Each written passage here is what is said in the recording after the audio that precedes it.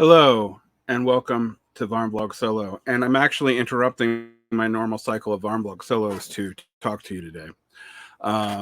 You will notice I tend to record these a couple weeks out, and while things have been crazy enough lately for me to feel uncomfortable about that, in some ways it's always true. Like in the beginning of the Russia-Ukraine war, all the speculation in the beginning ends up holding out, and often everyone's expectations are wrong. The complexity of the current economic and political situation on the world, and the way that no one power actually can totally dominate the conversation, leads people in a kind of incoherent place where on one hand they're talking about multipolarity and the decline of the American empire all the time, and on the other they're refusing to look at the implications of it. And the situation with the Rafah invasion and Joe Biden stopping shipments of only some, bombs to Israel after procuring a ceasefire talk and getting Hamas to the table in the Egypt and Qatari aligned ceasefire talks, indicates the limits of American power. Now, some people push back on me that there's no way that Israel can pursue this war without the United States behind it. And to some degree, that's probably still true. But there are some hard realities about a lot of the strategies the left is doing in responding to the Israel situation that makes us look at the incredibly limited way in which these protests and stuff are actually going to be able to affect the Israeli economy. The constant comparisons to South Africa, which even some right-wing friends of mine have made positively about limiting Israel, miss the difference in the nature of the Israeli economy versus the South African economy. Israel's economy is even strongly tied into China's tech sector. So the idea that you're just going to completely divest that economy, every financial analysis has indicated that that's not going to have a whole lot of effect. It's mostly symbolic. Might still be worth doing, and it would radically change things for these endowments and universities. However, its effect on its ability to end the war is unclear. Furthermore, the invasion of Rafah going on despite Joe Biden holding off some bombs to limit that invasion, and because seemingly he'd been embarrassed by making a promise to get Hamas to the table under the auspices of the Egypt-Qatari ceasefire talks, and those being rejected by Netanyahu, seem to tie things up. And a lot of people on the internet are proclaiming that, oh, this is Netanyahu stalling. I have a hard time believing that when the entire war cabinet, including people who are traditionally hostile to Bibi Netanyahu, are behind that. Yes, this may be for domestic consumption, and yes, there may not be a coalition to truly support funding Israel's military expansion forever, but we must remember we are dealing with a country that already on its own is fairly rich for the region and also has a lot of weapons, including ones that the U.S. already sent it. Now, this raises a complication. I've been told that these protests are working. Well, in limited cases at private schools, such as Brown and Evergreen, they are. But in very limited ways, because we've already pointed out that BDS from these universities will have a minimal impact on the economy of Israel, which brings me to believe, why is this becoming such a big deal? And this brings me some stuff with Adam Tooze that maybe Adam Tooze's analysis made clear for me. One, a lot of these universities that resisted the hardest are resisting student impact on the endowment whatsoever. And we must remember that as far as revenue comes for these universities, particularly these elite private universities, but even some of these rich state schools like like the UT in California systems, the endowments are way more money than the public-facing part of the university, which is the undergraduate program. Specifically, according to Adam Tooze, just for Columbia, which is where this all started, I'm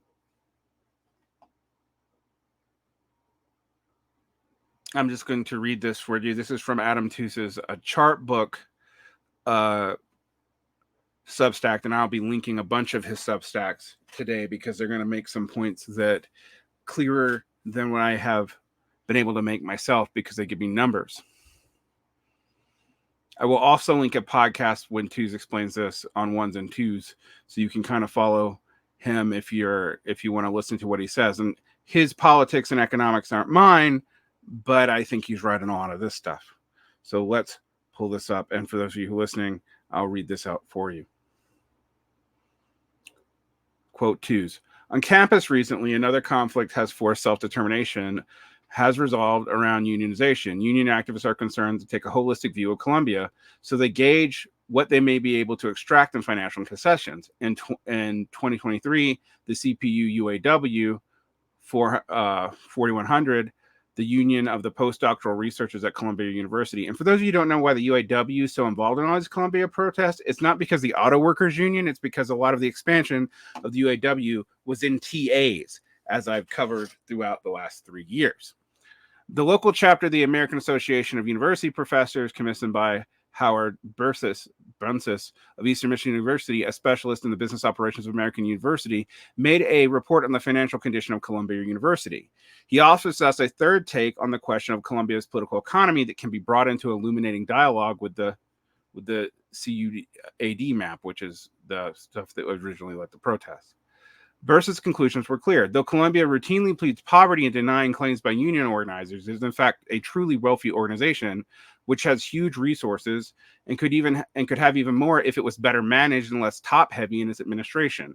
Compared to Columbia's ample resources, the claim made by labor unions were modest, and the opposition of the administration to those claims is therefore best understood not in terms of economic trade-offs, but as an assertion of power. And I think we're going to see this with the Gaza situation as well. And I'm going to bring this back into elite social reproduction and elite overproduction because it is relevant here. The administration simply does not want to concede the power of employee organizations to make claims on their members' behalf. And also, they don't want the students or the community to do so either. Burse's analysis is comprehensive, but the first thing he notes is how opaque much of Columbia's financial reportings are. Burns has done similar reports on hundreds of American universities and colleges. In fact, it's nothing good to say about Columbia's accounting. Specifically compared to Ivy League colleges, Columbia breaks down its costs far less comprehensively. You can see here the chart. I'm not going to read it. Clearly, the demand that everyone's concerned about the future of Columbia should be made for far greater degree of transparency about what money goes where.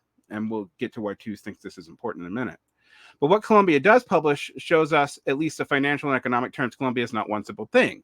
An educational children are an alumni social network. In fact, its $5.8 billion revenue organization consists of at least 7 main industries: a medical industrial complex, which is its most profitable part, an externally funded research complex, asterisk, something that people in the universities and their demands for divestments have not touched, which is the amount of military grants almost all universities receive through indirect grants and research.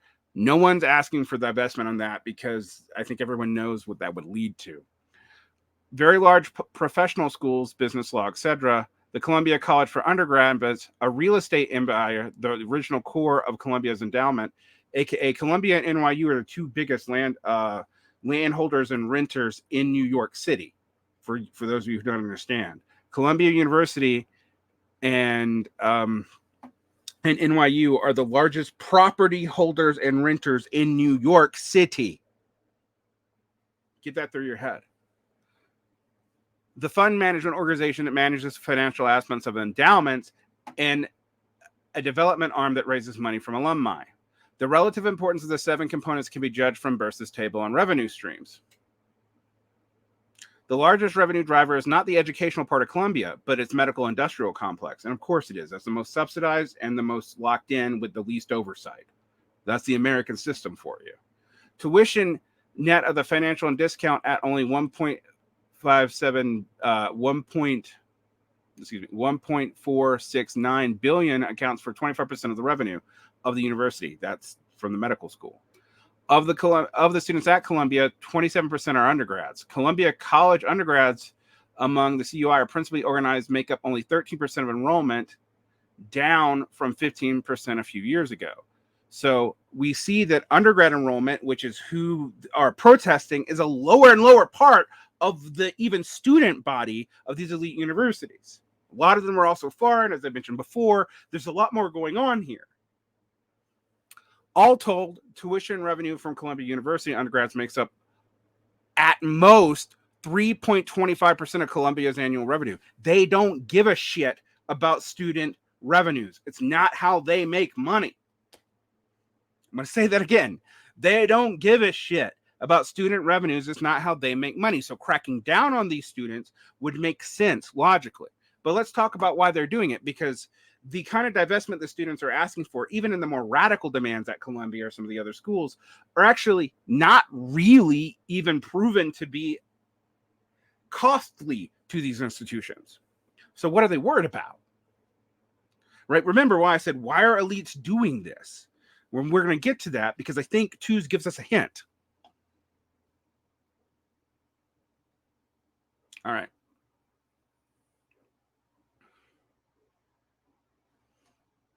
All right. The top 20 universities turning out the most ultra-wealthy alums, net worth excess of 30 million. Harvard, Stanford, University of Pennsylvania, Columbia, and New York University. You know, most of the ground zero for where these protests started is the people who produce the most elite. Now, I've talked about elite over production a little bit for the past 4 years. Even mentioned it when I did Mortal Science back in the day. But I want people to really look at what it means here. The income revenue of students is not something Columbia has that much incentive to care about. And it's the BDS effect would be big for the students, and that is a symbolic victory that they can say that they're not helping aid this ethnic cleansing and genocide in Gaza, but it is not actually going to change the prospects of the war. It's not even clear that the United States becoming more hostile to the war would end it immediately. It would in the long term, because the economic prospects and the cost of the war would go up and up and up for Israel, particularly with major trade partners like Turkey cutting ties.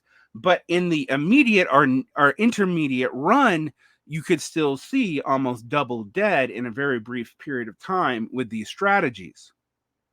Now, I'm not saying that anyone should want that, and I'm not saying you should not pursue BDS, but I want people to quit making the analogy to South Africa, because it's not accurate. All right. You cannot pretend that the economy of South Africa is somehow the same and would be affected by what university endowments do, which their main source of money is land investment. Here in the US, you know, those corporations buying up other houses and raising your rents, well, a lot of them are tied into universities. All right. Nonetheless, let's continue.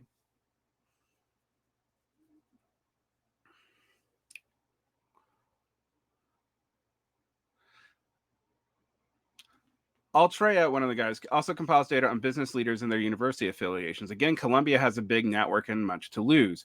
If the data are to be believed, then approximately 2.3% of all senior executives in the United States appear to have some Columbia University connections. By the way, people, this is the elites. I've been trying to indicate to you that this is the elites. And the elite response to their children is what spread it out to non-elite sectors. All right. Now, this is not new. We've seen this with BLM, although it's an opposite trajectory. That is from the, lumpenized industrial heartland in the poorest areas of the country and Black neighborhoods in inner city Midwest. All right, that were devastated by deindustrialization and never recovered from it. We're now 2 generations down from that. All right, that end up in the rich right parts of the country. Sure, I've said this over and over again, but this is almost reversed. And it actually is more like Occupy than BLM in that regard. Occupy started off as very niche activist in very rich parts of the country, the Bay Area and New York. And a lot of conservative commentators were talking about why it happened there was that downward mobility for the middle class was obvious.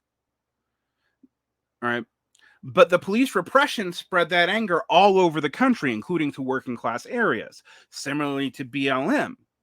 But in no case do these actually turn into organizations that have any accountability to any clear political subject, nor can they directly confront the state. We're going to get back to why they can't directly confront the state, because the anti-political sentiment, as deep and thoroughgoing as it is, ends up actually propping up counter elites within the state system, right? The idea that these ideological and repressive apparatuses, to use Althusser's framework, are these tools of hegemony and direct domination, to use Gramsci's. I'm just using two here that come from opposing framework, but you can frame it in either way. Doesn't matter which theoretical construct you want to use here. The assumption is that they have spoke univocality, that they speak with one voice, but they don't.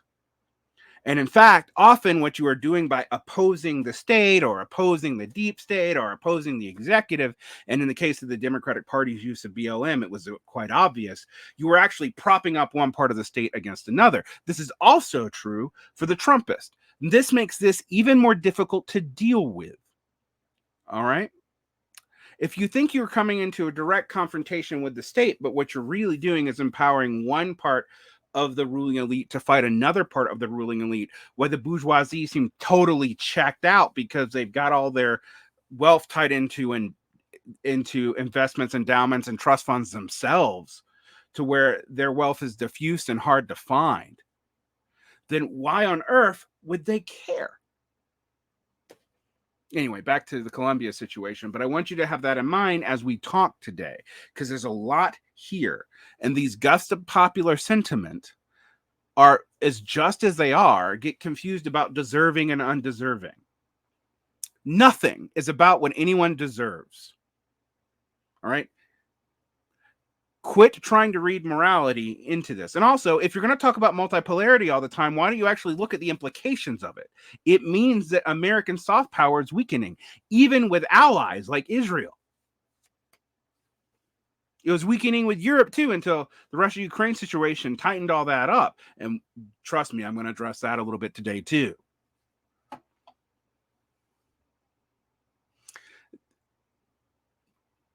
All right, so we look here.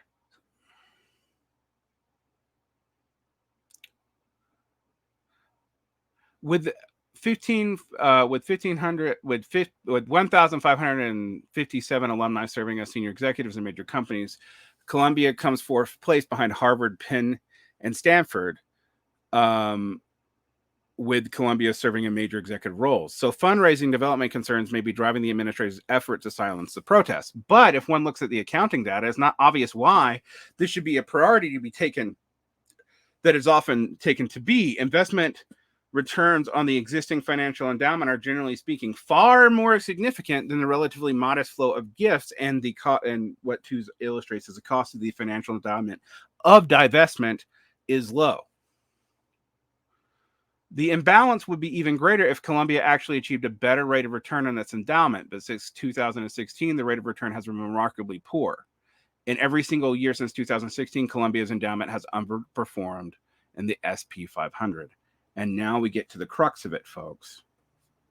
These protests and having to show the books that divestment would incur has actually showed how incompetent these people are at managing their vast amounts of resources. They're not even beating inflation.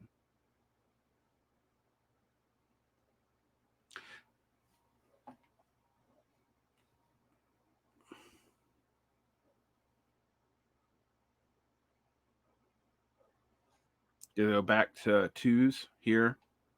So, from the point of view of political economy, while the whole dispute has a feel of shadowboxing, a small group of students camped on one lawn in a very large university complex, calling for a relatively minor arrangement in a baggy and poorly managed endowment, are turned by the repressive apparatus of the university administration, under pressure from politicians and donors, into a global news story, putting in doubt the standing of a multi-billion-dollar educational research and medical organization. And in a case study of panic control freakery gone wrong, if the cause that the students were protesting were not so serious, if the slander heaped on them were not so manifestly unjust, the whole affair would have a feel of a dark comedy, which has been my point the entire time. I agree with Tooze on this. Why are they doing this? Because this spreads the protest out. Right now, there's a desperate nature to what I've seen. I've seen, for example, I am on Instagram.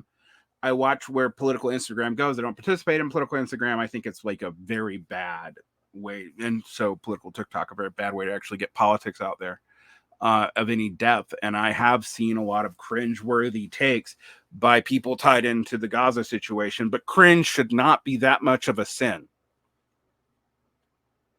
We'll get to why I talk about elites here and not the PMC, because a lot of you have very weird notions of who the PMC is and what it is. I'm going to say this one more fucking time.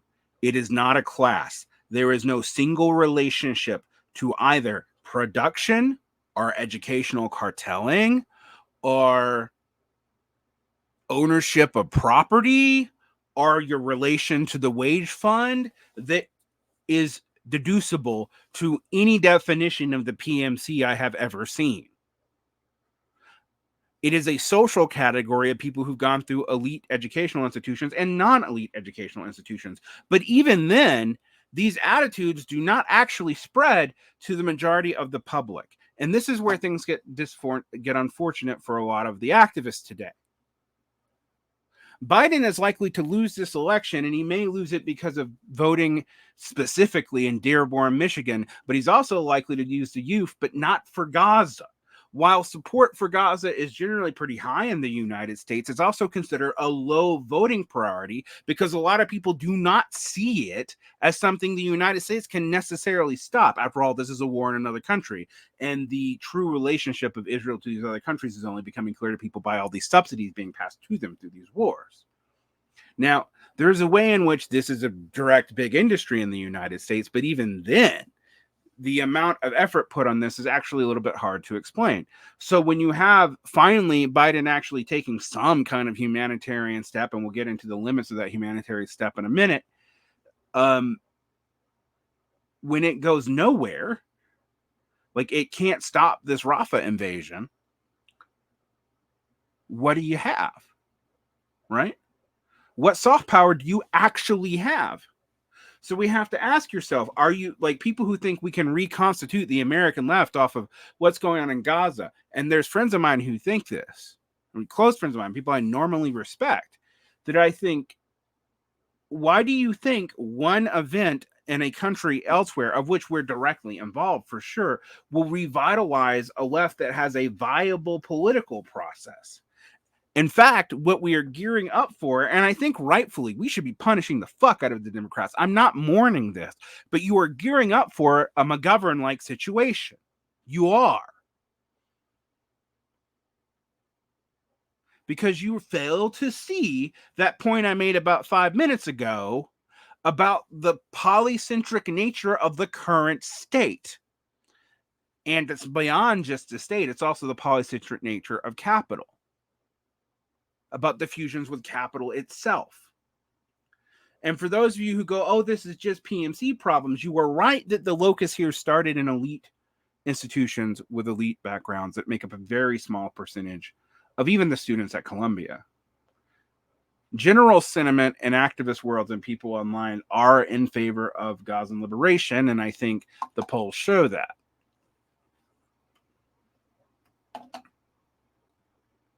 According to Gallup right now, while the margin of support was very narrow right after October 7th, at just a narrow majority of Americans backing up military action in Gaza, only 36% of the population approve as of as of March 27th, 2004, and it's only gotten worse since then. But polls also find very clearly that most college students are not voting based on the Gaza war. Zoomers, even though they've come up in this protest cycle like I've talked about, and why they've been influenced by that, by their tactics, often pulling from the last immediate, gasp of the left, which was very clearly pulling from BLM and to some degree Occupy. The actual stats are a little bit different. I'm going to now read from New York Magazine on this. Quote, there is a clear generation gap emerging over the war in Gaza. Younger Americans are generally more sympathetic towards Palestinians and concerned about Israeli military operations than their elders. So there's been considerable fear amongst Democrats that young voters will have leaned strongly in their direction in recent years will hurt Joe Biden's reelection process by either defecting to other candidates or staying home. But the evidence has been mixed about the salience of the Gaza war and this voting issue, even for younger Americans.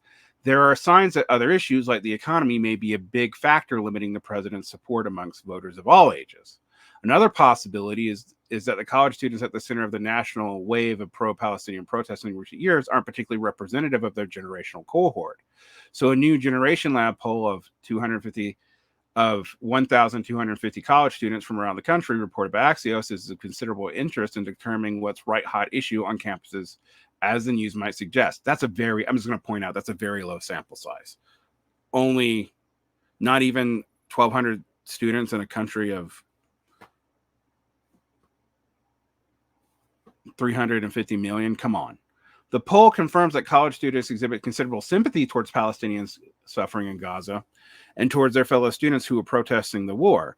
45% say they support pro-Palestinian encampments either strongly or a little bit, and 30% were neutral, with only 24% strongly or a bit opposed. But they also seem inclined to frown upon disorderly protests. A large majority, 81% of students, support holding protesters accountable, agreeing that the nation that destroyed property or vandalized or illegally occupied buildings should be held responsible by their university, per the survey. A majority said that they oppose protest tactics. 87% said occupying campus building is unacceptable, and 50% said it's not acceptable to refuse universities' order to dispense. Although most of them didn't, as we'll talk about in the case of University of Texas, and how brutally these things were repressed at public schools in particular. Private schools of brutal repression were called by administrators, but public schools, they were called by the state, and this needs to be dealt with. Now, in another way, these protesters that were not particularly different, except at the extreme examples, although different states have protested differently. Texas used a very open SWAT team, which corralled people where they couldn't charge anyone with even assault on an officer, meaning no one fought. All right. If there was anyone who fought, there would have been charges for that. Instead, they charged everyone with misdemeanor trespassing, and they used riot tactics. Other schools, like here in Utah, the students were corralled up in the middle of the night, woken from their sleep by cops at 1 or 2 in the morning. So again, the way these things were crushed were disproportionate, but you can already see how this narrative is beginning to spin out even among students. Interestingly, when asked who they principally blame for the situation in Gaza, 34% said Hamas and 31% said Israelis, 19% blamed Bibi Netanyahu, and 12% blamed the Israeli people generally, but only 12% blamed Joe Biden.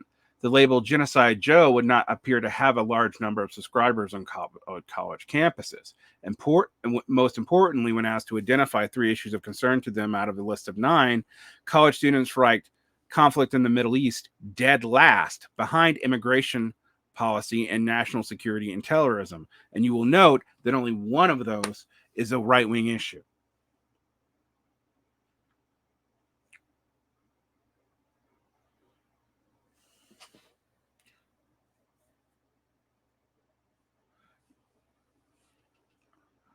So where are you at here? What does this lead to? Why is this happening amongst elites? Well, we're seeing what I think is happening. What this is exposing is the elites are incompetent and cannot handle even clear, moderate requests by students. And that they're forced to hide their incompetence has been so thoroughgoing that it's actually created a political crisis where none was needed. Now, this is not to say that there's no need for a political crisis around stopping the situation in Gaza. But there's a fundamental misrecognition on the left about what's going on. But there's also ways in which people are not parsing this correctly in regards to the students either. A lot of this is going to depend on how these questions are phrased. So we'll see how much of effect it has in November.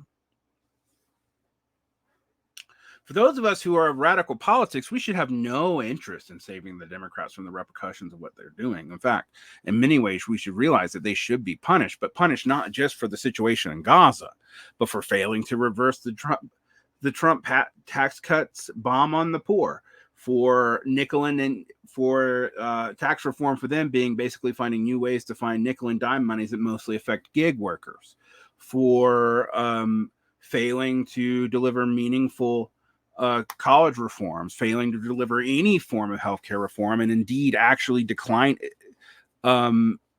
reducing payments out to medical providers at a time when you would think that they would be needed to be increased, for allowing the social infrastructure of the company to continually degrade because they wouldn't primary one fucking senator.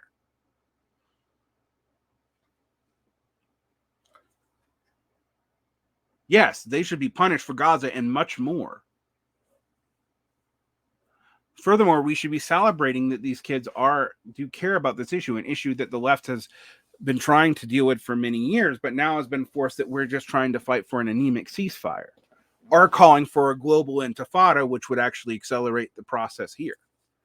Without large-scale support in geopolitical terms, yes, many states are sympathetic to the Palestinians, but you haven't seen them lift a finger outside of a little bit with Iran, which led to a paper tiger show between the two states. This realization should sit with you for a few minutes when you're trying to figure out how things are going on. If you're going to blather on about multipolarity all the time, you should realize that it does have implications for what UF soft power can do, and thus your influence on that power.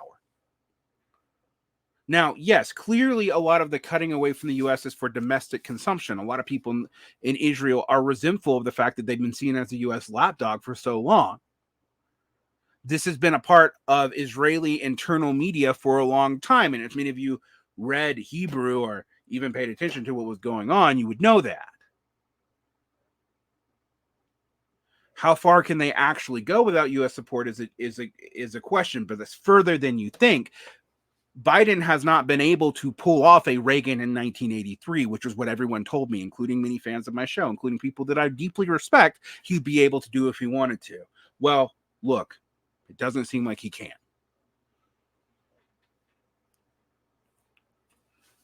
The state itself is divided on these issues. The empire itself is divided on these issues. This makes the empire's problems look blatant. But there are other issues that we have to come back to, because ultimately, in the grand scheme of geopolitics, the Gaza is a tragedy precisely because it affects Gazans and Israelis, but not everybody else, not directly. So our cries of sympathy and that the world doesn't see, yes, the world sees. It's what the world can do when its skin is not particularly in the game. Forgive me for using such a metaphor, but for most people, this is an act of moral conscience, and people will find that moral consciousness premium and payment tends to be fairly low, which is a reminder, nothing is about what anyone deserves. Do not analyze politics through your moral framework. Advocate for politics through your moral framework, but never analyze it through that. States don't act morally. Actors in states might. That's what you got.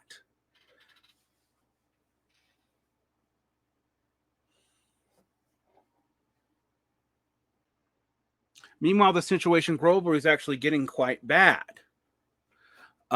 If you look at the Global Humanitarian Overview for 2024, according to Adam Tooze again, and I'm going to be using Tooze a lot today, one can see that we have major problems in Afghanistan, Burkina Faso, Burundi, the Democratic Republic of Congo, the Central African Republic, Cameroon, Chad, Colombia, El Salvador, Haiti, Honduras, Mali, Myanmar, Nigeria, Sudan, Venezuela, Ukraine, etc.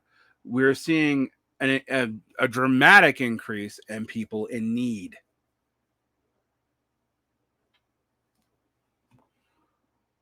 So this semi-impoverishment that you're seeing in the United States, where, yes, we're in a good economic situation. Yes, our GDP has been growing pretty well till the last couple months. I'll get to that in a second, too. It looks like we are gearing up for a mild recession. But I'm not putting my money on it right now. It's been hard for me to see how all these geopolitical things have affected the US economy because it's not been easily predictable. Everyone from Michael Hudson to, well, mainly the geopolitical people have been arguing that the US economy is going to collapse under the rate of realignment and decoupling, and that has not happened. If anything, it's China's economy that's slowed. Now, China probably has reserves and the ability to build up an internal market to eat it if that's what he wants to do, but so far he has not done so. There's not been stimulus given to Chinese workers yet. We'll get here. This is neither here nor there. This is not me criticizing China. It's just a reality of the facts on the ground. Furthermore, the situation in Russia, where the sanctions have not had the economic effects provided by Westerners, and I don't know anyone thought they would, they've never had those effects.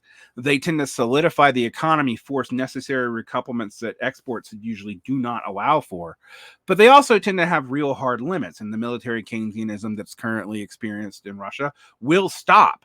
They're going to eventually win the war and get some sort of ceasefire with concessions from the Ukrainian government, unless the West really wants to turn Ukraine into a true meat grinder, which they might. I might add. One of the darkest predictions I've made for 2.5 years is that U.S. policy knew that Ukrainians could not win this war, and they didn't care, and encouraging to do so. That tying up and testing the military capacity of Russia was the whole point. That also forcing a geopolitical realignment which tied Europe back into the United States was also a key point, and allowed Germany, a key competitor within the transatlantic superstate, to become a basket case. All these things have happened. Furthermore, there's no amount of money that seemingly can actually reverse the situation. F2 says in another article that I'm going to be reading a little bit from, $61 billion being sent is not enough to save Ukraine. And if 2 says if we actually were very serious about this, that we would be trying to negotiate a ceasefire and both sides being able to save face and admit that Russia has had a strategic advantage. Right? Once you switch to a very traditional war of attrition, very Clausewitz style, the ability to produce armaments and lose people is what's going to win. And the size of the population of Russia, even if it's not fully manumitted, really gives them an advantage in this long-term durée. That was something I have talked about from the beginning. All right, so let's get into this 2's article a little bit, because this will also help you get what I'm concerned with today. Quoting 2's here. Despite all the hoopla around Ukraine's offensive successes in September of 2022, as was explained in an excellent piece by Fran Stafford-Gotti, the logic of the war on Ukraine has been, from the start, relentlessly attritional, aka, this is Varn talking, a traditional war over territory, not one of those newfangled wars that we've been fighting, then. And Russia tried to do the newfangled war strategy and it didn't work for them. Russia's initial onslaught was hopelessly undersized and arose on the assumption that they would be able to break the Ukrainian resistance with a coup de main. When that failed, the initial Russian assault spent its energy. Frantic mobilization actually conferred material advantage on Ukraine among key segments of the front line. America's superiority at the point of attack largely accounted for Ukraine's remarkable breakthroughs in the Northeast in September 2022. But the momentum only carried so far. In 2023, Russia's mobilization counterbalanced the Ukrainian push, and the result was a frustration of Ukrainian summer offensive and the operations in 2023. Since summer 2023, difficulties in the raising pace of the Ukrainian mobilization and significant Russian efforts have confirmed the advantage decisively on Putin's forces, which should have been predictable. This is Varn talking again. If you're going to fight a traditional war, Russia has the advantage in just raw fucking numbers. It's a big fucking country. Since the summer of 2022, difficulties in raising it's hard to see how Ukraine can hope to overcome these differences given the smaller population, its vastly smaller economy. At the start of the war, the ratio was more than 10-1 and is now far worse. The limited aid that the U.S. and the EU are willing to supply doesn't make up the difference. Predicting the future is uncertain, but the likelihood is that the balance will tip further against Ukraine. The ultimate choice must lie in Kyiv and the Ukrainian people, but for outsiders, notably the EU and the USA, to avoid an obvious conclusion, is cowardly and irresponsible. They should be formalizing a ceasefire strategy. But of course, the United States and to a lesser degree EU never did this for the Ukrainian people. That wasn't what this was about, which has been kind of my point the whole time. Right? Despite whether or not you think organic unrest in Ukraine was real, despite what you think, I think Ukraine has been a very divided society after the way the USSR fell apart. And neither side, neither NATO nor Russia, has been particularly responsible in it. But there's truth to the fact that, for example, demands for return of Crimea were delusional. The Crimeans did not put up much resistance to Russian occupation. It's strategically important for Russia, etc. Now, you can go into rights of national self-determination, etc. This is not actually something I lose too much sleep over. Even my support of Palestinian national self-determination is mostly to start what is obviously a massacre from people who have been even shut out of meaningful labor within the Israeli society and economy. It is there only a concession to a people's survival, not a concession to any political need. Which brings us back to the gust of popular sentiment again. People have been reaching for straws for what this stuff means. They'll continue to do so. The young will do so particularly. Now, there's been some pushback on some videos I've made about the cycles of the left and how the millennial left is pretty much already over. But they're like, well, millennials aren't dead yet. No, they're not. But the new left and the new communist movement was dead a good 5 decades before the people in that were all beginning to die. I mean, Bernie Sanders still being alive proves that. But we have a crisis of elite social reproduction. Like the elite are Philistines, implying they have no vision of cultural capital for themselves to bequeath down to their own children, leaving it up to popular sentiment now being settled amongst elites themselves. They also have no vision for future leadership and no real backbench. Yes, there are individual Democratic mayors who probably have the competence, and mayors, not so much governors, I mean, who have the competency to do this, and yet we don't see any of them stepping forward. And many of the ones who do, like Gavin Newsom, have major problems which running for national office would expose about their own states. I mean, California is kind of a basket case, even if it's a rich one. Predicting any future is uncertain, but we can tell you that most of the Biden administrative policies have either been a normalization of Trump policies rebranded and made safe by connecting it to other parts of the administrative state, the expansion of a far more right-wing movement at the state level led by people like Abbott and DeSantis, the collapse of the social democratic and democratic socialist movement in the United States in a very brief period of time as recompense for helping the Bidenists have a sense of growth among the youth, the recuperation of BLM to DEI projects, the inability to deal with crimes underpinning and then throwing more money at cops as if that was going to fix the situation either. In the history of U.S. politics, there has really been seen more incompetence, and the only other examples have been the Bush administration and the Trump administration. Our elites are the biggest threat to the country itself, thus hampering our ability to safely navigate a transition to a multipolar world, which some of you think has more content as a statement than it does. And where's the left in all this? Well, back on the issue-driven politics that motivated it in the 90s, with very limited and largely symbolic aims. And while, yes, some of these symbolic aims are totally worth supporting, I'm not going to shit on them. They are largely symbolic. BDS at the university level will not shut down the Israeli economy. You would have to have BDS support at major big nations, including Europe and also China, to really start to limit the Israeli economic situation. It is not analogous to the South African situation, and yelling at Norm Finkelstein when he says so does not change that.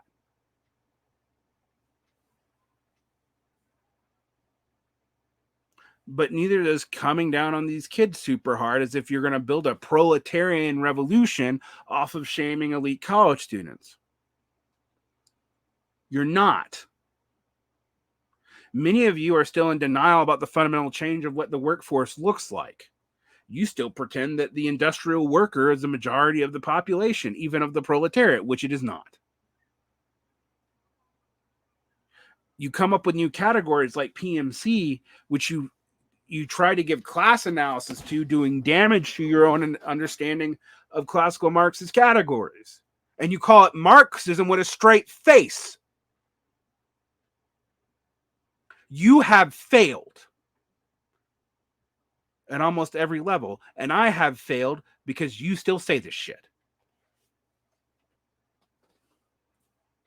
Now, do not let me dissuade you. I've been told I'm too negative, that I dislike people too much. Well, I hate to tell you, again, I'm going to repeat, nothing is about what anyone deserves.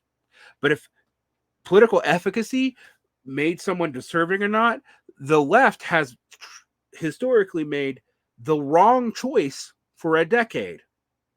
Horizontalism at the wrong moment, verticalism at the wrong moment, not understanding the situation, getting on the labor train late, misleading people about the nature of that labor train, not dealing with the problems of bureaucracies and labor, some of whom are very weak, but in public sector unions are very strong, not being able to explain or understand the situation, not having transitional demands for anything, demanding incredibly impossible things to do without a total reorganization of the economy, demanding them piecemeal, then also simultaneously siding with apparatuses in the state to suppress people you dislike, or even parastate actors like large corporations, only to be surprised when it's used on you, as if your strategic short-term games do not have long-term effects and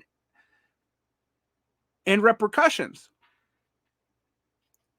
What has been refreshing about these Gazan protests is they do have clear aims, but what is unrefreshing about them is when you actually do analysis on those clear aims, they're not going to achieve much in actually stopping the situation in Gaza. What do you actually care about? Your conscience are dead Gazans, all right? Really? Seriously, start thinking about that. Is it your conscience you're assuaging? Or are you stopping the situation in Gaza? And what really can you do? When you focus on having the most radical positions on foreign policy that you cannot directly affect, that at best you can indirectly affect. And by the way, as I've said many, many times, these are the least democratic parts of the state where this is actually happening. Even when you have that effect, you have to realize that you don't control the Israeli state nor the Israeli population enough to be certain that your move's going to do what it says. Now, I'm not sure that this is why Biden has been so cowardly on this issue, or maybe he really is just a good old-fashioned Catholic Christian Zionist. I don't know. I mean, I have a hard time really understanding like the hyperbole you've seen coming out of Trudeau and the SPD in Germany on this. Has been actually somewhat baffling.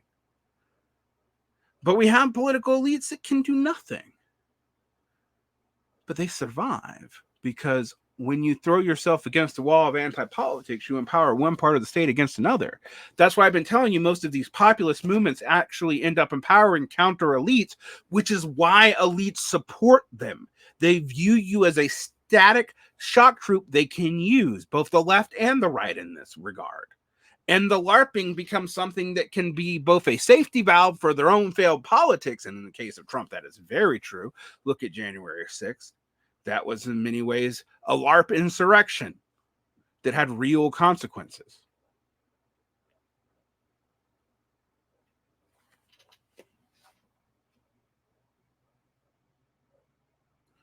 It's time to wake up, people.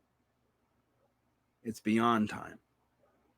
I've been talking about the pivot that we're going to have to do, but this pivot cannot be piecemeal. It cannot be just about the situation in Gaza, because it will end one way or another. Right now, it looks to be darkly ending. It is not about justice. Justice is always a contested term, and for most people, it's either revenge or fairness. And you are unlikely to get either in the current situation until you have built and dealt and controlled a more significant base of power. And trying to just give the state to give you more stuff to do that is a fundamentally misaligned and mistaken notion. You are just expanding a relationship of dependency.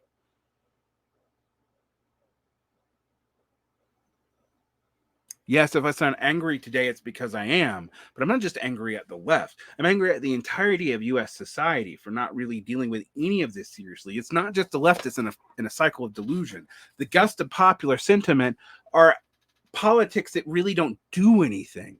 The politics has aesthetics and differentiation. It's massive online role-playing all the way down. With the left's responsibility is it's given itself a bigger task and not really delivered on hardly any of it, and been outflanked by people with lesser visions and lesser goals who understand the fractious nature of what they are dealing with.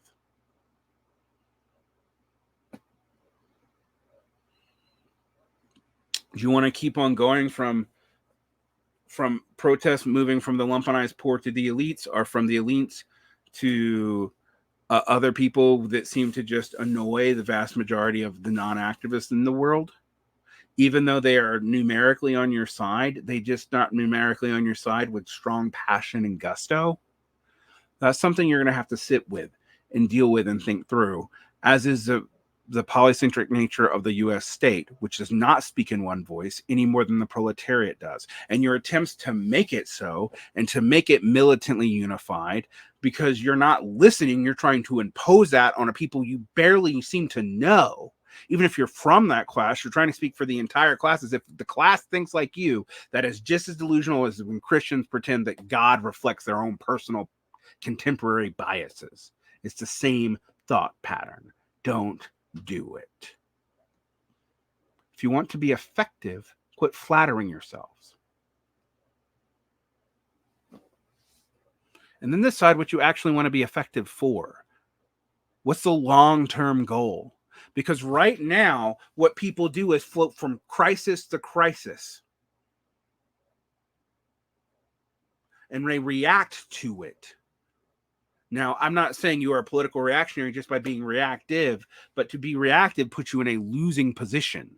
You are in a defensive mode. It is the same losingness that Demestre said about conservatives in the Ancien regime. Keep that in mind as you go forward.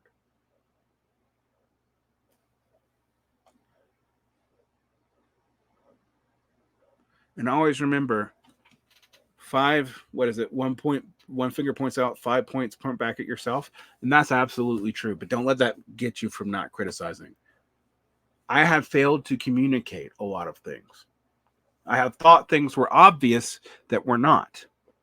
And I've also been wrong about things because I've thought things were obvious that were not.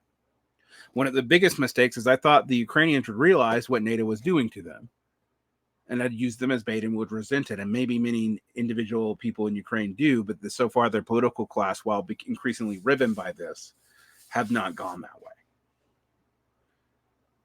Like and subscribe if you want more depressing analysis. Although, remember,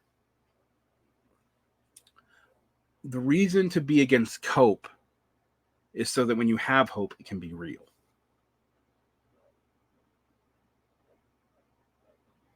There is reasons to have real hope. Things are getting really hard to predict. And in those moments, that's when moments where action really does matter. But the timelines are slim and the clarity of vision has to be really precise. And none of us can know when the subjective and objective conditions align what we actually have to do. Many of us are LARPing because we don't know.